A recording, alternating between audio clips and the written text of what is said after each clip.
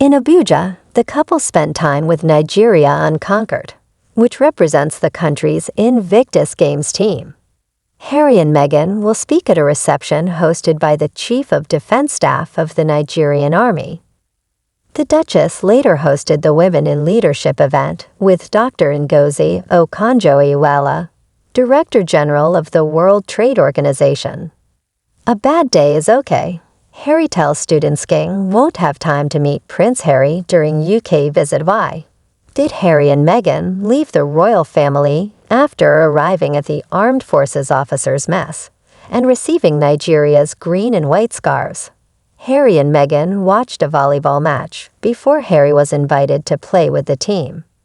Duke participated in a number of rounds played by Team Harry and Team CDS, a reference to the Army Chief of Defense Staff behind the pair's visit to Nigeria.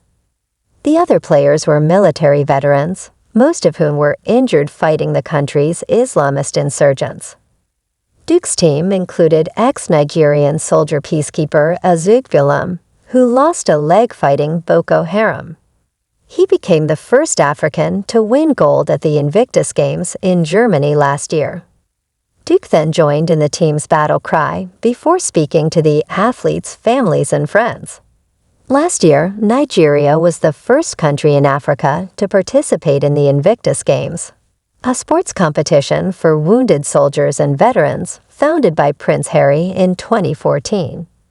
On the first day of the event, during the mini-tour on Friday, Harry spoke about the joy the Nigerian team brought to the games held in Dusseldorf, Germany. Nigeria Unconquered, the charity that is putting together the Nigerian team for next year's Invictus Games in Canada, is helping wounded, ill, and injured service members find a new purpose through sport. 6-year-old Royalty Oja, daughter of Unconquered Nigeria founder Bobby Oja, presented Meghan with a bouquet of roses on Saturday. Touched by the gesture, the Duchess offered to keep one of the roses for Royal. After the volleyball game, the Duke and Duchess attended a reception that included performances by drummers and traditional dancers and remarks by various dignitaries. The chairman of the Nigerian Diaspora Commission, Dr. Abik Dabiri-Aruwa, shared his delight at the Duchess's Nigerian heritage, telling Meghan that she is too beautiful to be Nigerian. He introduced Meghan and Harry to Asoke, a hand-woven fabric from southwestern Nigeria.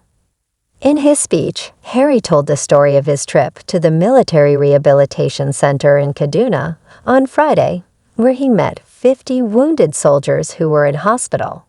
2 of the 50 were slightly different, he said. They had smiles on their faces.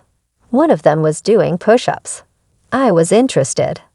He added, they knew their lives were not defined by their past injuries. That's what Invictus is all about, and that's what your new center is all about. Before arriving in Nigeria, Prince Harry visited London as part of the 10th anniversary celebrations of the Invictus Games and attended a Thanksgiving service at St. Paul's Cathedral. Meanwhile, the King, who is being treated for cancer, met the public just over 2 miles away at a garden party at Buckingham Palace. The Duke's spokesman confirmed that he will not meet his father in the UK due to the King's full schedule, but that he hopes to see him soon. Harry was last in Britain in February to visit the King shortly after he was diagnosed with cancer.